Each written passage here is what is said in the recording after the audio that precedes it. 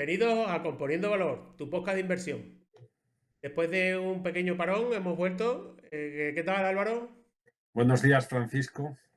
Pues, ¿qué tal todo? Bien, vamos hoy día con un nuevo episodio. Vamos a hablar un poco de los outsiders, quizás en homenaje al libro de Outsiders, algunos de los CEOs que vemos últimamente, bueno, últimamente ya desde hace bastantes años que crean valor. ¿De quién vas a hablar tú hoy?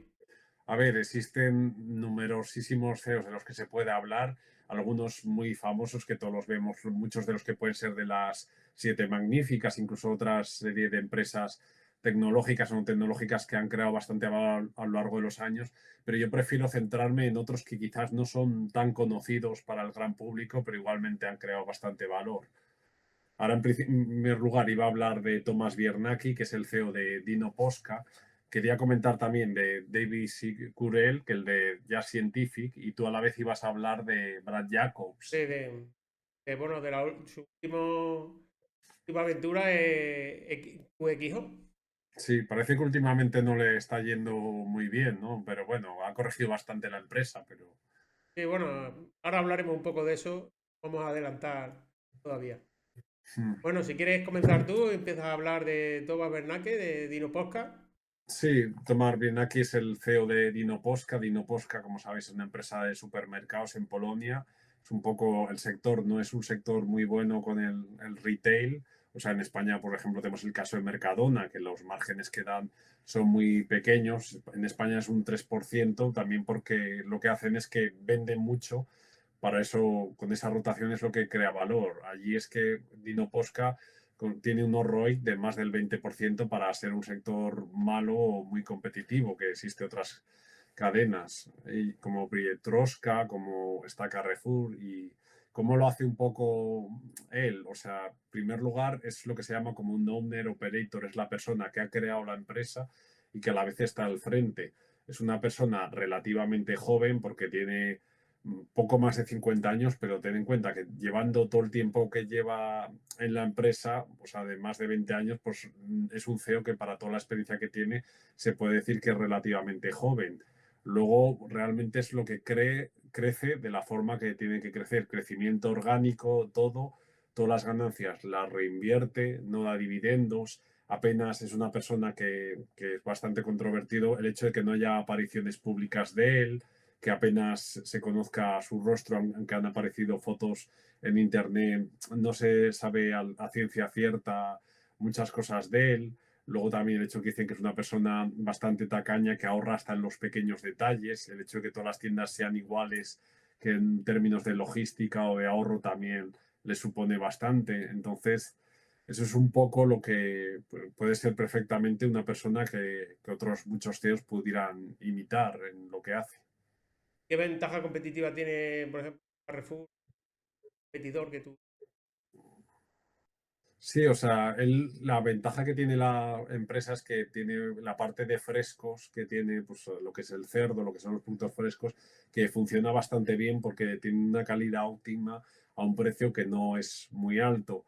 Y luego el hecho de tener una red tan grande de supermercados y que cada vez crezca más, es que en términos logísticos también supone más ahorro el hecho de distribuir a una red tan cercana. O sea, muchas veces los supermercados tienen un ahorro. Yo, por ejemplo, estudié el caso de Walmart, que viene en el libro de Greenberg de las leyes de la competición, de precisamente que cuanto más se expande, cuanto más lejos va, también más caro le supone el coste de los productos. Entonces, si tú ves Dinoposca crece en un área y sobre todo en Polonia bastante determinada que luego cada vez se está expandiendo más, pero tiene todavía margen por la parte oeste de Polonia, por la parte este, luego también pueden decir de que si crecen, si abren otros países como República Checa, que no está claro, o países vecinos, entonces yo creo que cada vez cuanto más se extienda más lejos, igual los márgenes les van a bajar, pero igualmente siguen siendo unos márgenes muy buenos. Cosa más que quieras comentar de... Bueno, el año pasado corrigido un poco, porque estaban invirtiendo mucho CAPEX en nuevas fábricas, centros logísticos, no había... El sentimiento del mercado era un poco pesimista, pero parece que las buenas empresas luego llevan a buenos resultados, ¿no? Sí, luego es un poco también cuando creció la inflación, que al final se tiene que trasladar productos, pero que eso ha pasado al final en todas las empresas y en todas las empresas de consumo. La gente al final es lo que más nota o lo que más se resiente. Y un poco también cuando hay gente que dice lo de invertir en buenos sectores, claro, es que depende, porque si es un sector muy bueno, pero no tiene barreras de entrada o tiene bastantes competidores luchando por ese sector, los rendimientos son bastante malos. Pero dentro de un sector que puede ser no tan bueno como puede ser el hecho de supermercados o el hecho, por ejemplo, de las líneas aéreas con Ryanair, pero que hay alguien que lo hace bastante mejor que el resto, pues claramente puede superar o puede sacar más ventaja con el tiempo o tener más cuota de mercado que sus competidores.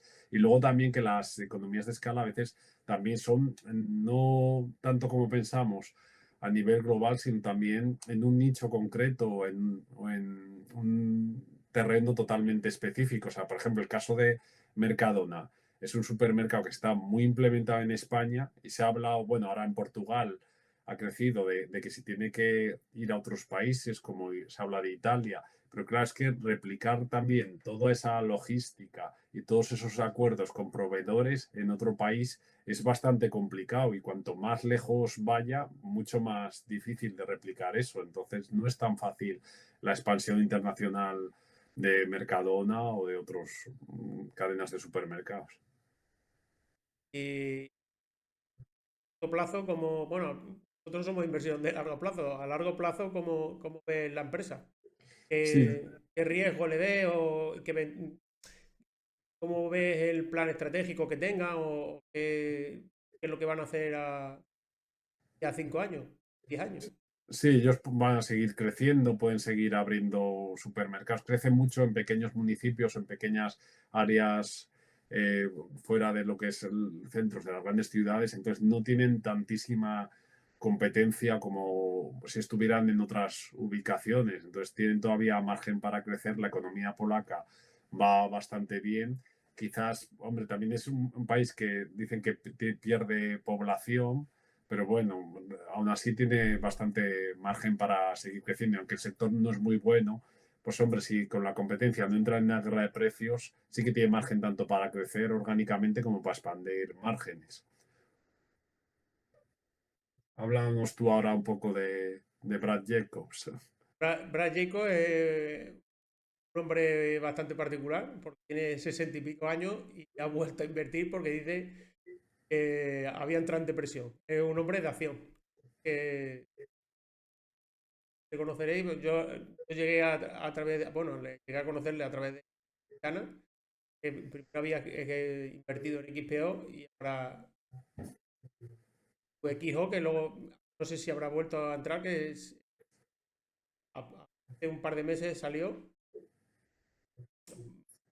Blas Jacob, pues un hombre que desde muy joven que empezó a invertir con una empresa de productos del petróleo, con un dinero que le dieron, creo que era de Barvis más, ese cuando es judío de nacimiento, dinero que le dieron sus padres, empezó, ha sido un emprendedor en serie, que él, una de su filosofía o marca un poco, cuenta muchas veces, tenéis la oportunidad que luego lo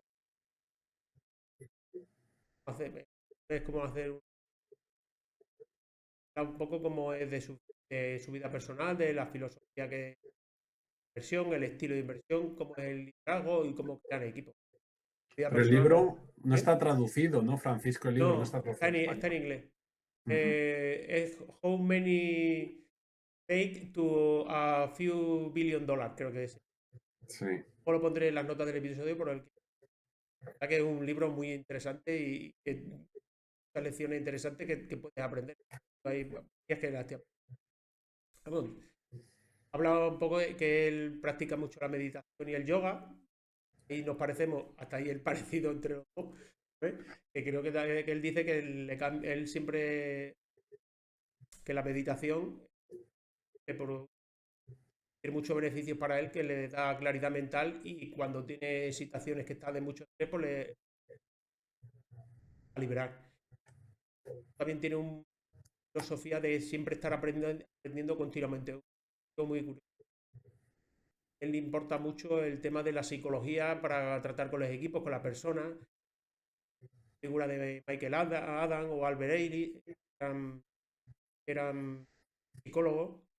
Y luego tiene un estilo de inversión que lo ha ido repitiendo varias veces, que lo que él quiere es identificar industrias que están fragmentadas, que cree que adquiriendo con crecimiento inorgánico, comprando otras empresas y aplicando tecnología y eficiencia operativa, haciendo mucho eh, normalizar procesos de todas las compañías, pues coge intenta localizar una tendencia y montarse en esta tendencia y aprovecharse de eso.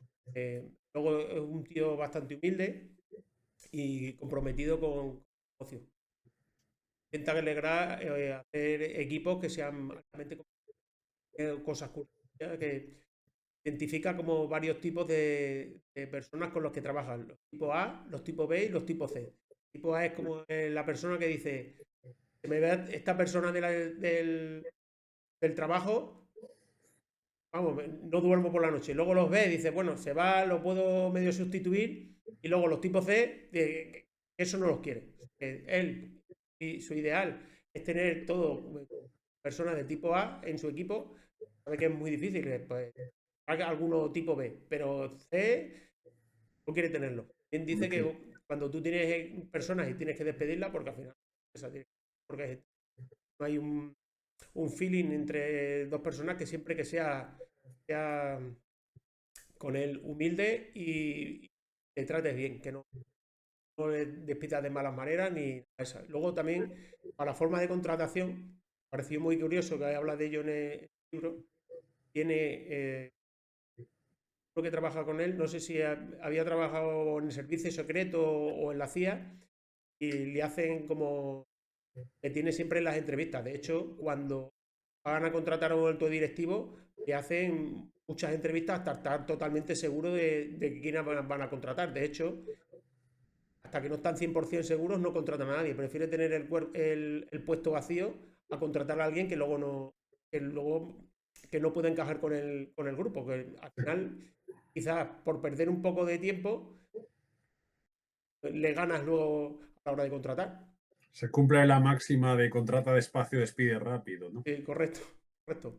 Sí, eso es lo que se suele decir mucho, eso que también es lógico que si la persona ya no va, no hay feeling, no va a seguir, cuanto más rápido lo hagas o más honesto sea en decirlo mejor. Y en cambio, si quiere contratar, pero claro, el hecho de meter una persona tóxica en la empresa puede ser tan perjudicial que es mejor estar seguro de que realmente necesitan ese puesto o esa persona ahí, ¿no? Sí, sí. Y luego también habla mucho, que tú y yo estamos muy de acuerdo en eso, que él le gusta pagar muy bien a la gente. O sea, que él no quiere, de hecho, que dice que también en su libro que es un fallo, que cuando tú tienes una empresa y alguien te viene diciendo que es que en otra empresa le pagan más, es porque tú has tenido un fallo, no le estás pagando suficientemente bien al que está trabajando contigo. Y otra curiosidad, que dice que él no se fía de gente que uno de sus motivaciones, puede tener otras motivaciones, ¿verdad?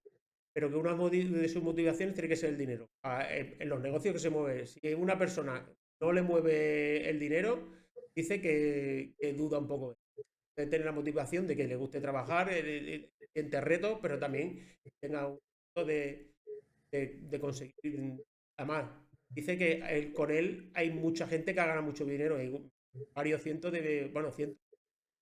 Creo que en la última entrevista, que también os invito a que la veáis, que lo hizo con Sen Parry, amigos Sen Parry, libros son muy interesantes, como el de Pensar con Claridad, lo que dejaste tú, que Sí. ha sido un antes y después a la hora de pensar y toma de Todos sus decisiones. libros son, incluso los 4 libros que sacó de distintas áreas, tanto de matemáticas como ciencia, como artes, todos los libros de St. Parris, incluso su podcast es totalmente recomendable. Sí, sí, pues en el podcast tiene una entrevista con él y la verdad es que es muy interesante la entrevista que le hace. Y, explaya mucho y cuenta todo un poco de la filosofía de inversión que tiene, cómo, bueno, cómo le gusta tener la empresa, cómo lo hace para adquirir nuevas empresas. O sea que yo estoy también de acuerdo con él, que tú al final si quieres tener buena gente la tienes que tener bien pagada. una persona cobra mucho o poco, depende, porque lo que hemos hablado siempre. Yo a una persona le pago 2.000 euros, me produce 2.000 euros, es más cara que yo a una persona que le pago 1 millón o 10 millones al año, pero gano con él 100 millones, que sigue Es que siendo más rentable. depende, claro, de lo que te produzca, porque muchas veces no es barato o caro, sino el que te puede aportar esa persona. Y existe ese tabú que en los países a lo mejor anglosajones sí que se valora más el talento o sí que el dinero y en los países latinos no. Y al final es un tema tabú de que porque una persona diga claramente, pues sí, sí que me importa el dinero y sí que esto me parece más honesto porque está diciendo algo que piensa todo el mundo, pero que algunos no se atreven a decir. Yo no veo que sea malo, más allá de que esa persona diga que solo le importa el dinero y que no le importan las demás cosas, pero yo entiendo que es una motivación más y entonces, claro, una persona que intenta ya no pagarlo, claro, también yo pongo el lado contrario, una persona que tenga cierto valor por sus conocimientos o por lo que aporte, va a querer tener estar en la misma nave de alguien que no pague, que pague poco, pues de, por así decir, de un muerto de hambre, está claro que no.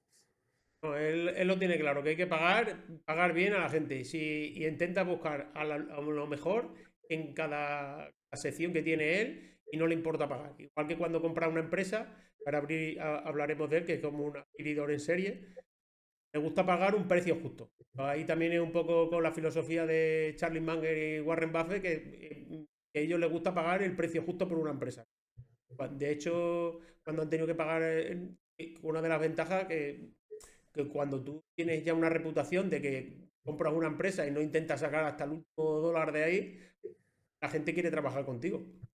De Mm. hecho, Brad Jacob tiene un track record muy importante porque ha creado un montón de empresas que más o menos siguen la misma dinámica. Por ejemplo, empiezo un poco de atrás adelante, pues como hemos dicho antes, tuvo una empresa que se dedica al brokeraje de petróleo, que con ese empezó a ganar mucho dinero. Luego vio una tendencia que era en la industria de gestión de residuos, que estaba muy fragmentado, creó la empresa de United Waste System y a través de adquisiciones en serie consiguió crear una empresa grandísima que luego vendió. Luego, en la década de los 90, pegó la empresa similar, bueno, la estrategia similar al alquiler de equipos, creando una interrenta. La gente creía que no iba a poder volver a repetir lo que había hecho con United Waste y lo repitió. No contento con eso, luego identificó también en las empresas de logística que estaban también muy fragmentadas y que la eficiencia energética no era muy buena y creó XPO Logistics que se dedica, bueno, hoy en día todavía está ahí, aunque había algunas excepciones, bueno, excepciones, pero básicamente lo que vio es que detectó que los transportistas estaban muy fragmentados y a la hora de hacer transporte, pues muchos a lo mejor llevaban media carga o carga entera y él lo que hizo de adquisiciones fue comprando empresas pequeñas, optimizando mucho los procesos y luego él lo ha dicho mucho que él está muy a favor de la inteligencia artificial y todo lo que es la tecnología y él intenta hacer, aplicar toda la tecnología que pueda a su empresa porque cree que es una ventaja competitiva y un ahorro de costes considerable. Y ahora, por último, la empresa con la que está ahora está un poco más de boca de todo porque él identificó, después de dejar XPO, se tiró una temporada que estaba sin trabajar, que de hecho dice que entró en depresión porque directamente. Un hombre que con 60 y pico años, que se podría haber retirado perfectamente, pero que es un hombre de acción. Ha vuelto otra vez. De hecho, otra cosa que la puntualización, que es una cosa de lo que me gusta de esta empresa, bueno, de la última empresa que ha hecho, que tiene mucho skin in the game. De hecho, ahí en la entrevista que hizo con Shane Parry, comentaba que había puesto entre él y su familia 1.000 millones son suyos de su propio bolsillo. O sea, que él puso 900 millones y 100 millones de su familia. A la hora de tú fiarte de un CEO que no tiene skin in the game, no tiene dinero a la empresa, o de uno que tiene un track record que ya tiene eh, un track record de muchos años de que ha aplicado unas estrategias que le han funcionado. Y aparte que si tienes tu dinero y el de tu familia, es una persona que te da confianza de dormir por la noche y dice, bueno, si me estafa a mí, va a estafar a su familia y a él mismo, ¿no?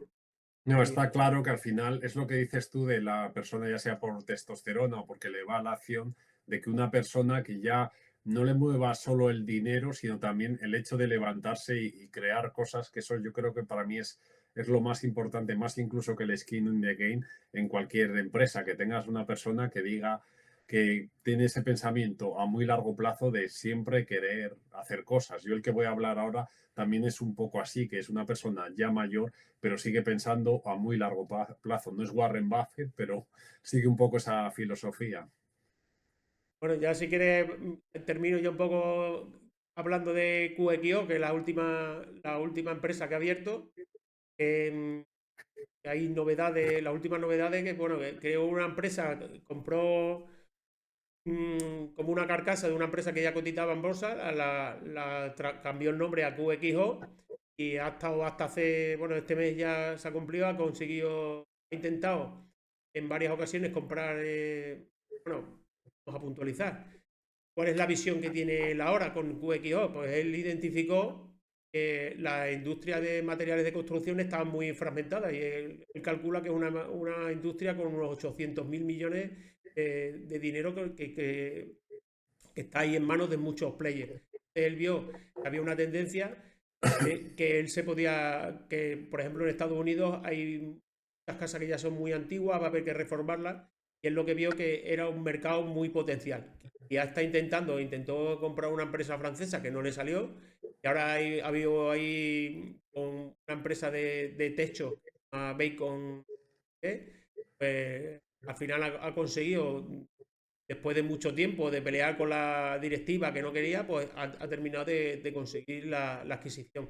Otro día así echando números, ahora mismo, después de la adquisición, porque ellos tenían unos millones de dinero en la empresa de QXO y la compra ha sido por unos 10.800 millones de dólares, incluido la deuda, que luego normalizándole un poco así de lo que está viendo yo un poco de los números, me parece que salía a unos 16, de 16 para el año que viene. Barata, la empresa está ahí con un poco de premium, lo que tiene es, que yo lo que veo es que tiene el premium Brad Jacob, o sea que una persona que tú sabes que él decía que quería conseguir siempre su objetivo, de hecho en la entrevista lo repitió más de una vez, que su objetivo es que la rentabilidad que da a su empresa siempre sea por encima del S&P 500. Para él, un desempeño por debajo del S&P 500 siempre es un mal resultado. Entonces, cree que podría dar un resultado de un 20 un 25% anual. Así que desde estos tropezos. Pues ya tendrías que confiar en Pras Jacob. Sí, está claro que al final es confiar en la persona, pero todo lo que su filosofía y su idea de inversión, pues la verdad que cuadra bastante con lo que es lo que debería ser un gran CEO. Sí, sí. Yo, yo voy a hablar ahora un poco de David Sicurel, que es el CEO de Jazz Scientific. Y claro, lo mismo que antes he hablado, que Dino Posca, como una empresa de un sector que no tiene especialmente buenos márgenes o que parece que no tenga, es difícil en ese tipo de empresas tener una ventaja competitiva. Bueno, existen empresas como Costco también que tienen una ventaja competitiva, ya sea de escala, de costes o etcétera.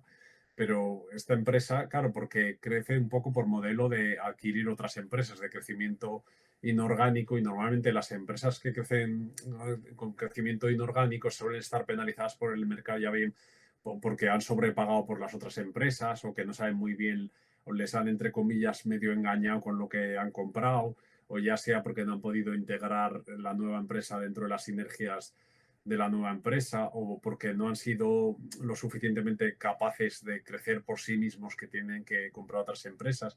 Pero sí, también hay que reconocer que hay casos en los que hay crecimiento inorgánico y que suele ser bastante bueno, como puede ser el caso de Constellation Software, como el caso de Jazz Scientific. Hombre, en su momento también puede seguir creciendo una empresa como MTI Food, adquiriendo otras empresas. Entonces, también hay que ver, ir un poco empresa por empresa o ver quién la dirige, cuáles son los incentivos, sobre todo una empresa que crece inorgánicamente. En este caso es una empresa que es una empresa también muy de nicho. Lo que hemos dicho antes de que para una empresa pequeña, que no tenga una capitalización enorme, también no puede competir con otras empresas a la hora de adquirir, entonces tiene que pensar en nichos concretos de mercado donde otras empresas grandes igual no pueden estar interesados, como es el hecho de esta empresa, que él como CEO empezó adquiriendo en empresas públicas otras empresas privadas y entonces ya vio él la oportunidad para hacer esto. Entonces él adquiere empresas pues muy baratas en el sentido que cotizan a 4 o 5 veces beneficios para que pueda obtener un rendimiento de un 20% a largo plazo. Las últimas adquisiciones sí que es verdad que las ha hecho un poco más caras porque no ha encontrado tantísimas gangas, pero igualmente a largo plazo y también si son empresas de calidad, pues puede seguir creando valor, por así decirlo. Entonces, es un poco, pues, eso también ver si qué incentivos hay la persona que vende por vender. Si es una empresa en liquidación, ya sea porque se va a jubilar o porque tiene cualquier problema temporal, pues es una buena oportunidad para adquirir ese tipo de empresas.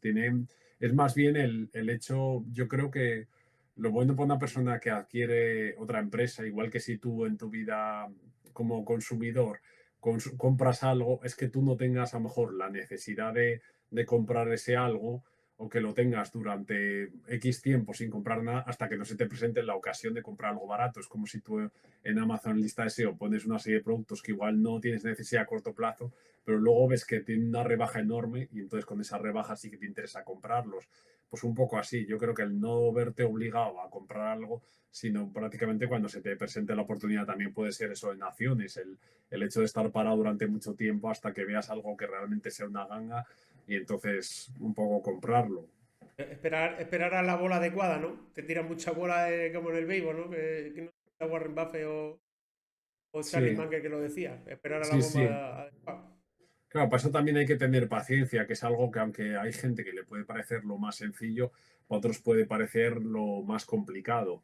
Luego también, pues es un poco el dilema de si creces diluyendo al accionista, que eso está muy mal visto, o creces con deuda. Pero bueno, lo bueno también de crecer con deuda, que cuando los tipos de interés están bajos, pues que consigues financiar de forma muy barata. Lo de crecer diluyendo al accionista, lo malo es que las empresas pequeñas a veces tienen más dificultad para acceder a préstamos y entonces tienen que crecer empezando un poco por ahí, aunque les diluyan al accionista, porque no tienen a lo mejor tantas posibilidades o si ellos ven esa capacidad de crear valor a largo plazo, pues les puede compensar a corto plazo hacer esto. Luego también hay que, claro, hay momentos de que cuando ves también, cuando está ahora, por ejemplo, el Russell 2000, que es el índice de pequeñas empresas americanas, bastante barato, bastante infravaloradas, igual que existen muchas empresas en Europa, pequeñas o medianas, infravaloradas, que sí puede ser un buen momento para empresas que adquieren otras empresas para ahora comprar a estos múltiplos baratos que en un momento cuando el Russell 2000 o cuando los índices de las pequeñas empresas estén altos. Bueno, pues hemos dado un pequeño repasito aquí a tres empresas y tres CEOs muy buenos. Espero que os haya gustado y si quieres añadir alguna cosa que nos están viendo. Sí, pues también lo que quiere decir de este CEO de David es que él lo que dice que él tiene 70 y pico años y él piensa en largo plazo, o sea, no tiene como una fecha de retirada, él piensa seguir adquiriendo empresas, dice que dentro de X años, que tendrá ya más tamaño la empresa, pues cada vez adquirirá a peores múltiplos, pero una persona que ya solo tiene ese pensamiento ya para mí es bastante valioso. Cuenta que los tres CEOs que hemos hablado son tres CEOs mayores que no les mueve solo, les mueve el dinero, pero les mueve que no quieren sentarse en su casa a esperar a pasar el tiempo, Bueno, que el quieren caso seguir de ahí. Dino Posca no es tan mayor, el tener más de 50 años para una persona que se hace en la empresa, que estamos acostumbrados a gente más mayor y con los años de experiencia que él tiene, se puede decir que es relativamente joven en función de la experiencia y los años que lleva dirigiendo la empresa. Sí, sí, pero que está muy, muy extendido de, bueno, quiero ganar el dinero suficiente para retirarme y no hacer nada, pero que hay gente que todavía tiene ese aliciente que con mucha edad que podrían retirarse y no dedicarse, por ejemplo, en el caso de Brad Jacob, que le dice a quién le gustaría estar todos los días en una junta de accionistas todo el día preguntándole con el estrés ese, pero hay gente que disfruta con eso y que es su vida. Es una cuestión de mindset o si lo llevan haciendo toda la vida. Yo, por ejemplo, cuando leí el libro del fundador de Telepisa, Apunta a las estrellas y llegarás a la luna, que él cuando vendió Telepisa se podía haber retirado porque él empezó de la nada y la cogió al IBEX y cogió una empresa como Másmóvil, también la metió en el IBEX, en un sector complicadísimo como las telecomunicaciones, con Telefónica haciéndole la competencia y algunas cosas igual bastante complicadas y conseguir sacar eso adelante, ese turnaround y meterla en el IBEX. Luego cuando deja esa empresa se pone a criar caballos. Está claro que si a una persona le gustan los desafíos o es lo que digo, que igual va en la propia testosterona, en la forma de ser, porque venda una empresa no se va a quedar sin hacer nada, siempre tendrá otras, cuando la gente crea una fundación, una sociedad, que es como el tercer paso de muchos empresarios. Me gusta esa filosofía de inversión y de vida. Siempre tener un objetivo en la vida y tener algo por lo que levantarte todos los días, ¿no? Es que al final es el propósito lo que alarga la vida, a veces mucho más, porque tú ves personas como Charlie Munger, que murió con 99 años, Warren Buffett con más de 90, muchos de los grandes inversores que, desde John Neff, desde otros que han vivido 80 y pico, Templeton o 90 y pico años, que precisamente tener ese propósito de estar siempre pensando en hacer algo, en no tener una retirada, es lo que les da sentido a sus vidas y a seguir viviendo. Bueno, Álvaro, pues encantado de volver a verte y ya que nos están escuchando y viendo, pues esperemos volver con otro episodio. Muchas gracias. A todos.